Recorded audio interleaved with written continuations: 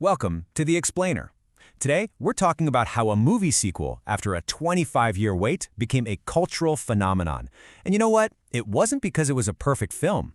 It was all thanks to one single, incredibly powerful emotion: nostalgia. Let's get into it.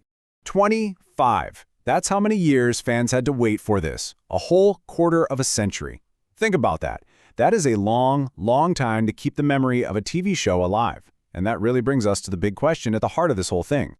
So yeah, we're diving into the 2025 film Back to the Past. We're going to break down how this movie became this massive event, driven almost entirely by that one powerful feeling, that warm, fuzzy, can't get enough of it nostalgia.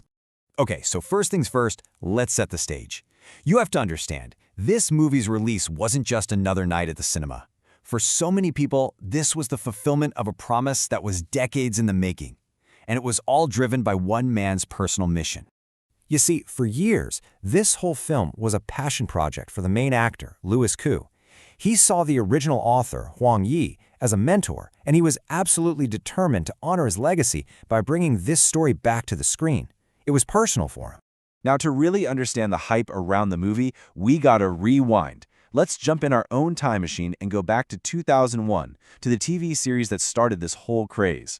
The original show, A Step into the Past, was a total game changer. I mean, it's pretty much considered the OG, the original gangster of Chinese time travel shows. It got audiences completely hooked with this wild mix of sci-fi, history, and incredible action. Nobody had seen anything like it. And the story? It was absolutely epic. You have this modern-day cop who gets zapped back in time to the Warring States period. He has to use everything he knows from the 21st century just to survive, and get this, he ends up mentoring the kid who will one day become China's very first emperor. In the end, he decides to just stay there. It's the ultimate hero's journey. All right, so let's jump forward to the new film. The story picks up 2 decades later, but this time, the stakes are completely different. And here's the clever twist. In the original show, our hero Zheng Xiaolong's whole mission was to shape history, to make sure things went according to plan. But in the movie, a new time traveler shows up trying to change history, to take the emperor's place. So our hero, who's been living a quiet life, gets pulled out of retirement to save the very timeline he helped create. Okay, this is where it gets really interesting. This is the core of the story, right here.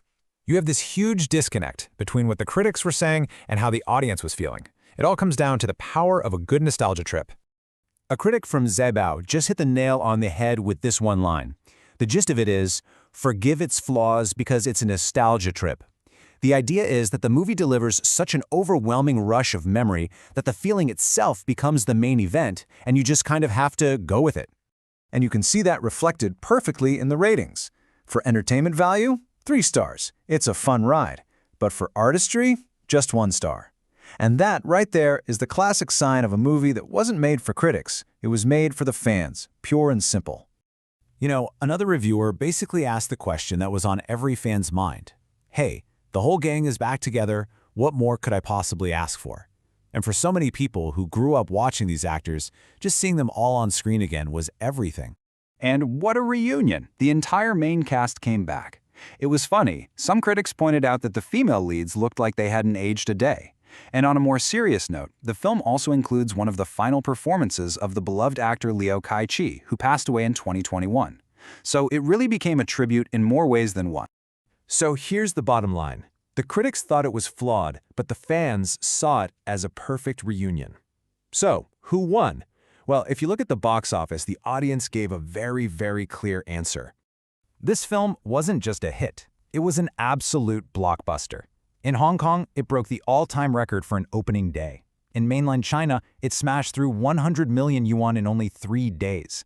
In Malaysia, it pulled in over 3.5 million ringgit in just its first couple of days. The power of nostalgia was just undeniable. So in the end, the numbers don't lie. The audience had spoken loud and clear. For the millions of fans who waited 25 years, this trip back to the past was worth every single penny. And that's really what this movie leaves us with. It makes you ask yourself, what's really more important? Is it a technically perfect film? Or is it a perfect feeling, the perfect recreation of a memory you love?